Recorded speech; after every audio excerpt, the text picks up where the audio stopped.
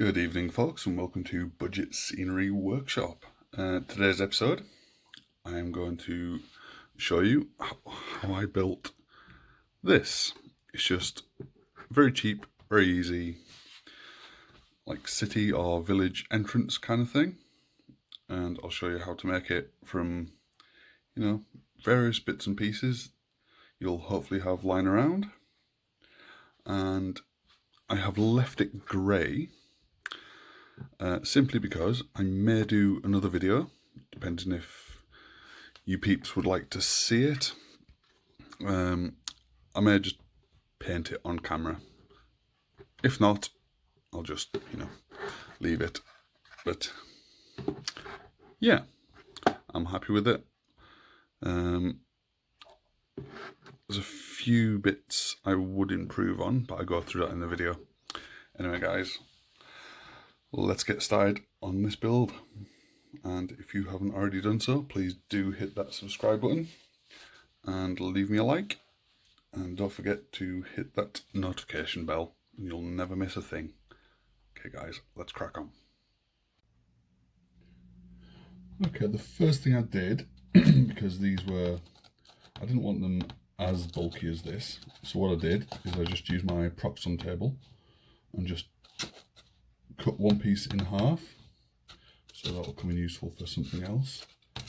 And then I've gone ahead and pre-measured everything out. And I've also made a practice window that there's my cat again. In hindsight, it would have been better just leaving separately, but yeah. So, how did I measure it out? From here to here is a little over 9 inches on this particular side. So what I did is I just guesstimated 9 inches by it being, pretty much the same distance from each side. And then from there, that was the 9. So half of 9, 4.5, so I made that the middle point. Then I measured out half an inch either side from that middle point, and then made that the door. So the door should be dead center.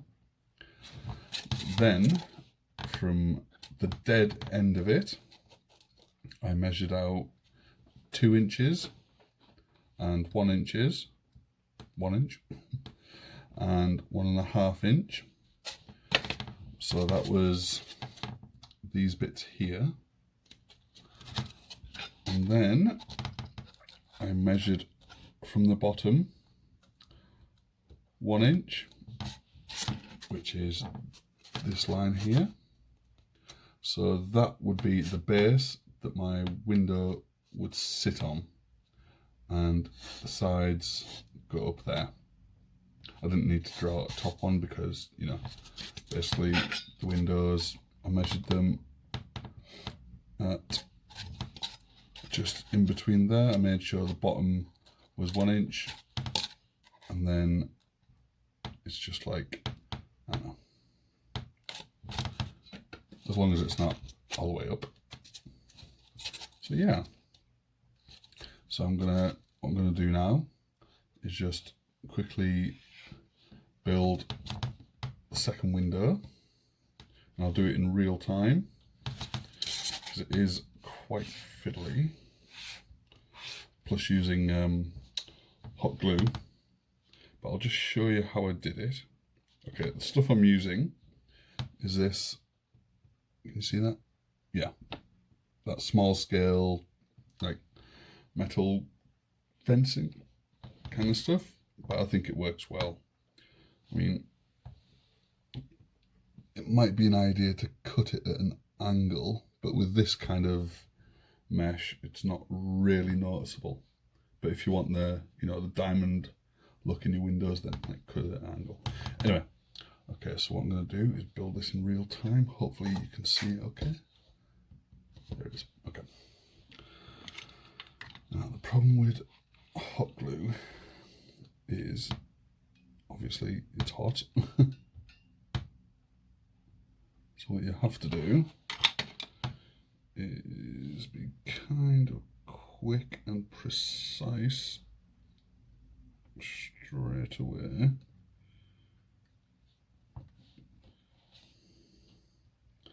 That's not too bad. Yeah, just got it there. It's a little bit wonky, but that's okay. Then you've got the base there, and you can actually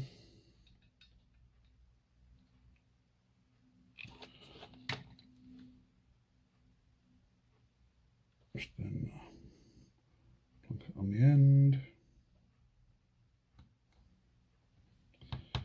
squish it down, but then push it just so it doesn't get stuck to your cutting surface. We'll do the other side.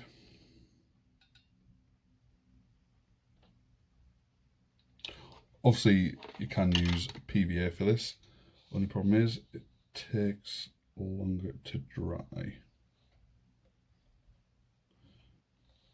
but you will see, yeah, if you don't use, you have to get the amount you use just right, otherwise it doesn't work.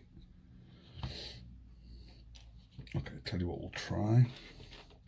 We'll just put it directly on. And quickly push it down, then quickly move it so it doesn't get stuck.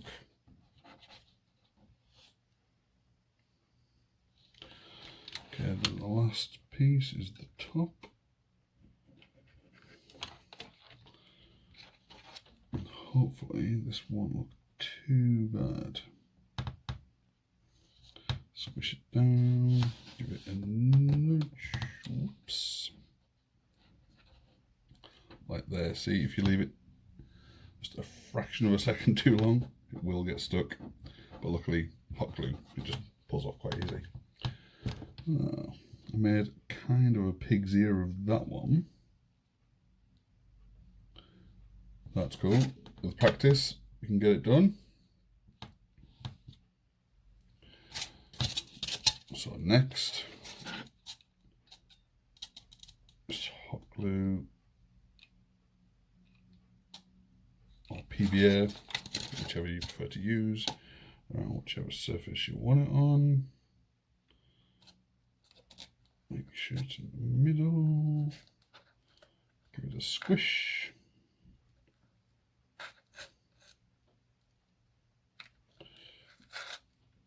And obviously, hot glue, it's hot. Just be very careful. If you've got sensitive hands, just be very, very careful. And there. I mean, that's not perfectly straight. It's not as good as the other one. But as you can see, there's two windows there. Okay, and next what we're going to do is we're going to add some tiles, because I kind of want a, yeah, it's not going to be like a big fortified castle entrance. It's just going to be like a little village slash city entrance. So what I'm going to do is I'm just going to put lots and lots of tiles all around it, but mainly I'm going to concentrate first on around the entrance. Okay, let's get started.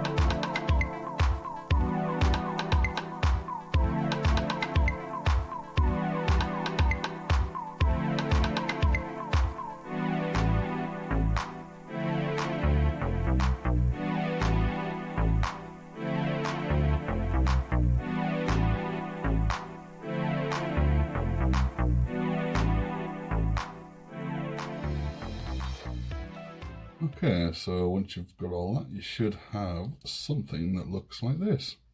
Hopefully yours will be a bit better. Next, we're going to leave this to dry. I'm going to work on kind of like a sloped roof. I'm going to have it coming down this way. Cool. Let's get started on that.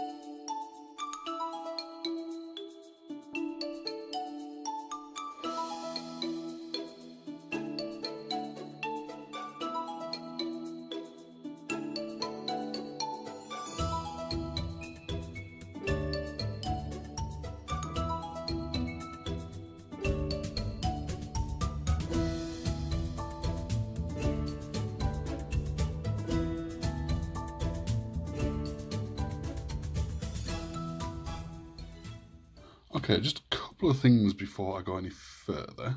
For the tiles, I would actually suggest either using something else for the tiles, like modeling clay and then kind of texturing it with a pencil, possibly better quality polystyrene. This stuff with all that's made of all the bubbles. It's good for, you know, getting free just go to your local supermarket, and whenever they get a new special event shelving, it will come protected with lots and lots of polystyrene, and they normally just throw it away. So if you ever want free polystyrene, just go to your local supermarket. But yeah, another thing is because you can see how the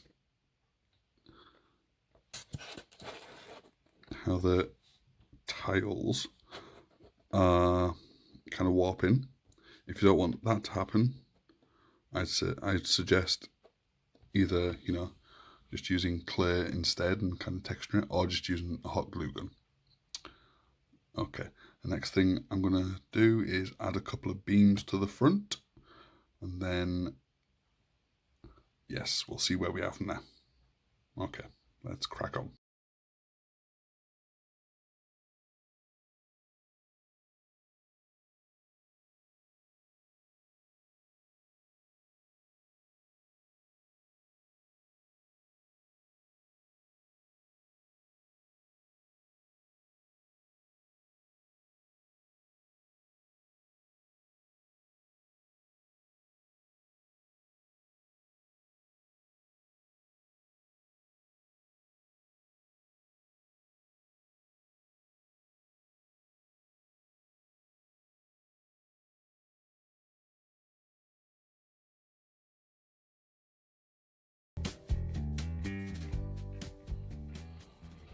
Okay, so that's the top finish.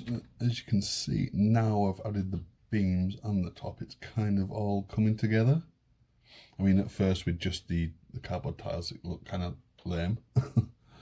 But yeah, I reckon it's starting to come together and look like a nice piece. The back is bare. I think I'm going to try something. I'm not sure how it will work out, but I might see how I get on with my textured rolling pin. I might do sections and kind of cover up the seam or the join with more beams. But yeah, I'll see how I get on. I'm gonna have a think and yes, see what I do. Awesome, let's get cracking again. Okay, so I've had a little experiment, and I figured if I laid down some baking parchment, you know, the kind of paper that you put in the oven that you cook stuff on, if I put that on my workbench, then get some modelling clay, then roll it out with a rolling pin. Use a old one. I wouldn't suggest using a wooden one, although that might get some nice textures in it, so you won't need a one of these rolling pins.